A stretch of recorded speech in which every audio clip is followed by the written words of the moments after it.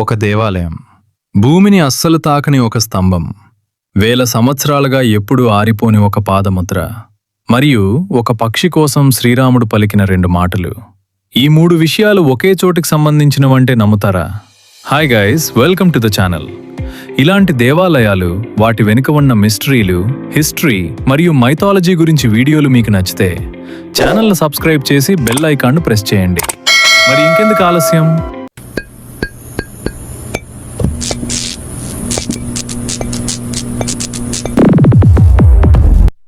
భారతదేశంలో అత్యంత రహస్యమైన దేవాలయాలలో ఒకటైన లేపాక్షి వీరభద్రస్వామి ఆలయం యొక్క అద్భుతమైన కథలోకి వెళ్దాం. ఆంధ్రప్రదేశ్లోని అనంతపురం జిల్లాలో ఉన్న లేపాక్షి వీరభద్రస్వామి ఆలయం భారతదేశంలో అత్యంత రహస్యమైన మరియు చారిత్రాత్మకమైన దేవాలయాలలో ఒకటిగా గుర్తింపు పొందింది. విజయనగర సామ్రాజ్య కాలంలో నిర్మించబడిన ఈ ఆలయం తన అద్భుతమైన శిల్పకళ, పురాణ ప్రాముఖ్యత మరియు ఈ రోజు వరకు సమాధానం దొరకని కొన్ని రహస్యాల వల్ల ప్రపంచవ్యాప్తంగా ప్రసిద్ధి చెందింది. చాలామంది ఇక్కడికి వీరభద్రస్వామి దర్శనం కోసం వస్తారు. ఇంకొందరు భూమిని తాకని హ్యాంగింగ్ పిల్లర్ను చూడటానికి వస్తారు. మరికొందరు రామాయణంలో జరిగిన ఒక మహాఘటన నిజంగా ఇక్కడే జరిగిందా అని తెలుసుకోవటానికి వస్తారు. లేపాక్షి అనే పేరు వినగానే చాలామందికి ముందుగా గుర్తుకొచ్చేది హ్యాంగింగ్ పిల్లర్. కానీ ఆ పిల్లర్ కంటే ముందే ఈ ప్రాంతానికి రామాయణంతో ముడిపడిన ఒక గొప్ప కథ ఉంది. త్రేతాయుగంలో రావణాసురుడు సీతాదేవిని అపహరించి పుష్పక విమానంలో లంకా వైపు తీసుకెళ్తున్న సమయంలో దశరథ మహారాజుకు అత్యంత సన్నిహితుడైన జటాయువు ఆ దృశ్యాన్ని చూశాడు. వయసు మీద పడినా ధర్మాన్ని కాపాడడం తన బాధ్యత అని భావించిన జటాయువు ఒక్క క్షణం కూడా ఆలస్యం చేయకుండా రావణాసురుని ఎదుర్కోవడానికి ఆకాశంలోకి ఎగిరాడు. ఆకాశంలో జరిగిన ఆ యుద్ధం సాధారణమైనది కాదు. ఒకవైపు లంకాధిపతి రావణాసురుడు, మరోవైపు వృద్ధుడైన జటాయువు. తన ప్రాణాలు పోతాయని తెలిసిన సీతమ్మను రక్షించాలనే సంకల్పంతో జటాయువు తన శక్తినంతా ఉపయోగించి రావణుడితో వీరోచితంగా పోరాడాడు. కాని చివరికి రావణాసురుడు తన ఖడ్గంతో జటాయువు 2 రెక్కలను నరికేశాడు. తీవ్రంగా గాయపడిన జటాయువు భూమిపై పడిపోయాడు. స్థల పురాణాల ప్రకారం ఆ ప్రదేశమే ఈరోజు మనం లేపాక్షి అని పిలిచే ప్రాంతం. కొంతసేపటి తర్వాత సీతాదేవి కోసం వెతుకుతున్న శ్రీరాముడు మరియు లక్ష్మణుడు తీవ్రంగా గాయపడిన జటాయువును చూశారు. రాముడు దగ్గరకు వెళ్లగానే జటాయువు తన చివరి శ్వాస వరకు జరిగిన విషయమంతా వివరించాడు. రావణాసురుడు సీతాదేవిని అపహరించి దక్షిణ దిశగా వెళ్లాడని చెప్పి తన ధర్మాన్ని పూర్తి చేసి ప్రాణాలు విడిచాడు. తన తండ్రి దశరథ మహారాజు స్నేహితుడైన జటాయువు చేసిన ఆ త్యాగాన్ని చూసి శ్రీరాముడు ఎంతో దుఃఖించాడు. స్థల పురాణాల ప్రకారం ఆ సమయంలో రాముడు ఆ పక్షిని చూస్తూ లే పక్షి అంటే లే ఓ పక్షి అని పలికారని చెప్తారు.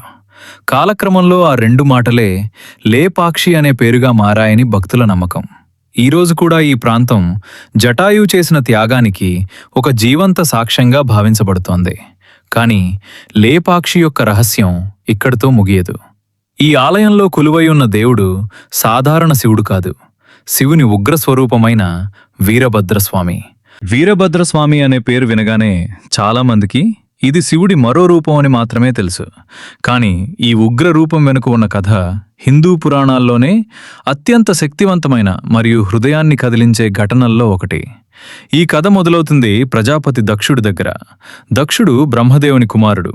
ఆయన కుమార్తె సతీదేవి పరమశివుణ్ణి తన భర్తగా ఎంచుకుంది. అయితే దక్షుడికి శివుడిపై ఎప్పుడూ గౌరవం ఉండేది కాదు. శివుడు శ్మశానాల్లో నివసించటం, భస్మం ధరించటం, సాధారణ రాజుల్లా జీవించకపోవడం దక్షుడికి నచ్చేది కాదు. అందుకే తన కుమార్తె శివుణ్ణి వివాహం చేసుకున్నా ఆయనపై ఉన్న ద్వేషాన్ని మాత్రం ఎప్పుడూ విడిచిపెట్టలేదు. కొంతకాలం తర్వాత దక్షుడు ఒక మహాయజ్ఞాన్ని నిర్వహించాలని నిర్ణయించాడు. దేవతలు, ఋషులు, మహర్షులు, రాజులు ఇలా అందర్నీ ఆహ్వానించాడు. కానీ కావాలనే పరమశివుణ్ణి మరియు సతీదేవిని ఆహ్వానించలేదు. యజ్ఞానికి అందరూ వెళ్తున్నారని చూసిన సతీదేవి కూడా తన తండ్రి ఇంటికి వెళ్లాలని అనుకుంది. శివుడు మాత్రం ఆహ్వానం లేని చోటుకి వెళ్లడం మంచిది కాదు అని చెప్పాడు. అయినా తండ్రి ఇంటికి వెళ్లడానికి ఆహ్వానం అవసరం లేదని భావించిన సతీదేవి ఒంటరిగా యజ్ఞానికి వెళ్ళింది. అక్కడికి వెళ్లిన తర్వాత సతీదేవికి తీవ్ర అవమానం ఎదురైంది. దక్షుడు అందరి ముందు శివుడిని అవమానిస్తూ మాట్లాడాడు. తన భర్తను కించపరుస్తున్న మాటలను సతీదేవి భరించలేకపోయింది. శివుణ్ణి అవమానించిన ఇంట్లో ఇక ఒక్క క్షణం కూడా జీవించడం తనకి ఇష్టం లేదని ప్రకటించి యజ్ఞాగ్నిలో తానే దూకి ప్రాణత్యాగం చేసింది. ఈ ఘటనతో యజ్ఞశాల మొత్తం నిశ్శబ్దంగా మారిపోయింది. ఈ వార్త కైలాసానికి చేరగానే పరమశివుడు తీవ్రమైన ఆవేదనకు గురయ్యాడు. తన ప్రియమైన సతీదేవి మరణం ఆయనను అపారమైన కోపానికి గురిచేసింది. ఆ కోపంలో శివుడు తన జటాజూటం నుండి ఒక వెంట్రుకను పీకి భూమిపై విసిరాడు. ఆ దివ్యశక్తి నుంచి జన్మించినవాడే వీరభద్రుడు. అతని రూపం భయంకరంగా ఉంది. అగ్నిలా మండే కళ్ళు, పర్వతాల్లాంటి శరీరం, చేతుల్లో అనేక ఆయుధాలు. అతని ఆగ్రహాన్ని చూసి దేవతలు సైతం భయపడిపోయారని పురాణాలు చెప్తున్నాయి. పరమశివుడు వీరభద్రుడికి ఒకే ఒక్క ఆజ్ఞ ఇచ్చాడు. దక్షుడు చేసిన అహంకారానికి ముగింపు పలుకు, యజ్ఞాన్ని ధ్వంసం చేయి. వెంటనే వీరభద్రుడు తన గణాలతో కలిసి యజ్ఞశాలకు చేరుకున్నాడు. అక్కడ జరిగిన యుద్ధం అత్యంత భయంకరమైనదిగా వర్ణించబడింది. యజ్ఞవేదికను ధ్వంసం చేసి దేవతల సైన్యాన్ని ఓడించి చివరికి దక్షుడి అహంకారానికి ముగింపు పలికాడని శివపురాణం వివరిస్తుంది. తరువాత దేవతల ప్రార్థనతో శివుడు శాంతించో దక్షుడికి మేకతలను అమర్చి తిరిగి ప్రాణం పోశాడని చెప్తారు. ఈ సంఘటన తర్వాత వీరభద్రుడు ధర్మాన్ని కాపాడే శివుని ఉగ్ర స్వరూపంగా పూజింపబడసాగాడు. అందుకే లేపాక్షి ఆలయంలో ప్రధాన దైవంగా వీరభద్రస్వామిని ప్రతిష్ఠించారు. అయితే ఈ ఆలయం కేవలం పురాణ గాథలతోనే ప్రసిద్ధి చెందలేదు. దాదాపు 500 సంవత్సరాల క్రితం విజయనగర సామ్రాజ్య కాలంలో నిర్మించబడిన ఈ ఆలయం వెనుక కూడా ఒక ఆశ్చర్యకరమైన చరిత్ర దాగి ఉంది. శివుని ఉగ్ర స్వరూపమైన వీరభద్రస్వామి కథ ఎంత అద్భుతమో ఆయన ఆలయ నిర్మాణ చరిత్ర కూడా అంతే ఆసక్తికరంగా ఉంటుంది. చరిత్రకారుల అభిప్రాయం ప్రకారం ఈ ఆలయాన్ని క్రీస్తు శకం 1530 ప్రాంతంలో విజయనగర సామ్రాజ్యానికి చెందిన అధికారులైన విరూపన్న మరియు వీరన్న నిర్మించారు. శ్రీకృష్ణదేవరాయల తర్వాత అచ్యుతదేవరాయల పాలనలో ఈ ఆలయ నిర్మాణం జరిగినట్లు శాసనాలు తెలియజేస్తున్నాయి. విజయనగర శిల్పకళకు ఈ ఆలయం ఒక అద్భుతమైన నిదర్శనం. ఇక్కడ కనిపించే ప్రతి స్తంభం, ప్రతి శిల్పం, ప్రతి గోడపై చెక్కిన ప్రతిమ అప్పటి శిల్పుల అసాధారణ ప్రతిభకు నిదర్శనం.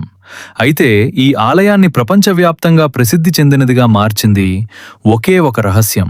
అదే హ్యాంగింగ్ పిల్లర్. మొత్తం ఆలయంలో దాదాపు 70కి పైగా స్తంభాలున్నాయి. కానీ వాటిలో ఒక స్తంభం మాత్రం మిగతా వాటిలా నేలను పూర్తిగా తాకదు. ఆ స్తంభం కింద ఒక చిన్న ఖాళీ కనిపిస్తుంది.